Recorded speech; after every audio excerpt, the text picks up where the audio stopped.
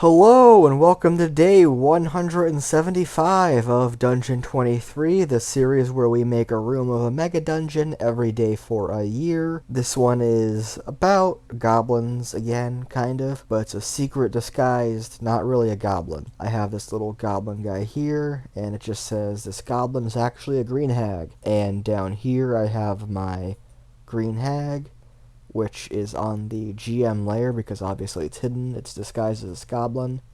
Again, this green hag is disguised as a goblin, and her gimmick is that she will identify magic items for 50 gold pieces, which is fine. The party already probably has magic items identified readily, and there's not that many magic items in the dungeon so far, but it's there. And the other thing she has going for her is that she wants to build a coven, and for that to happen, she needs two other hags. So there's that hag on the previous floor. Now, if the party already released her, didn't kill her, she'd make her way down here and then just be part of this little hag coven and growing, and that's it. The party doesn't really get anything. But if they did not free her and they come down here, this hag will basically give the party a potion which replicates a random first level spell, which like mage armor, false life, heroism, maybe.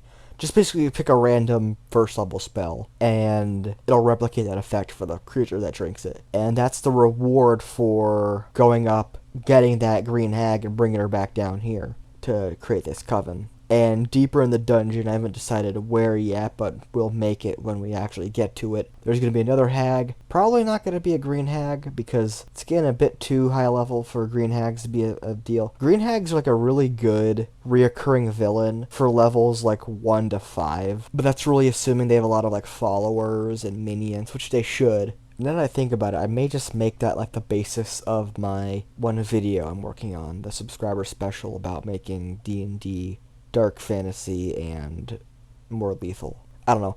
Anyway, so yeah, just another hag down there, and the reward is a potion with a second level spell that again is random. So something like enlarge reduce, which I think there already was a potion of that in a previous level, but you know, detect thoughts, lesser restoration, pass without trace, basically any number of those spells for that second potion of second level. And yeah, it's maybe not the best reward, but you know, maybe that other hag will give you a reward if you free it, and that'll be the actual reward, and this is a little bonus. Also, it does remind me of one of the worst games I ever ran. That'll be a separate video because that's a whole story. Anyway, so this is our room.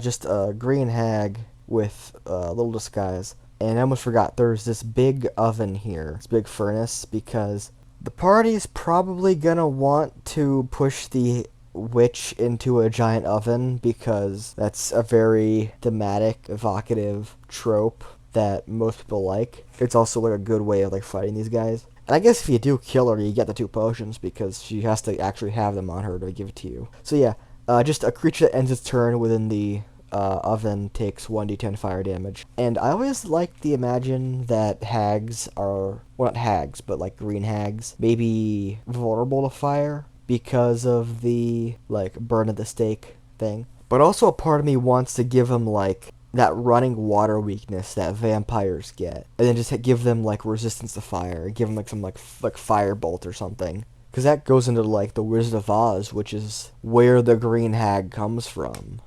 But yeah, that's the room. It's more of the same thing, really. Luckily, this dungeon level is almost out, because I'm getting kind of burned out on goblins right now. Anyway, thanks for watching this video. If you want to see more wacky, weird rooms and interactions in this mega dungeon, then consider liking the video, commenting down below, subscribing to the channel, or you could just come back tomorrow, because this series is daily. And as I said before, there is that subscriber special to look forward to. And also, if I get around to it, I'll make that horrible experience, that tabletop RPG horror stories story. But I've said it so many times before that it's kind of annoying to say, but it's good content, so oh well. So yeah, thanks for watching and or listening. I apologize for the poor quality. It's not gonna get any better.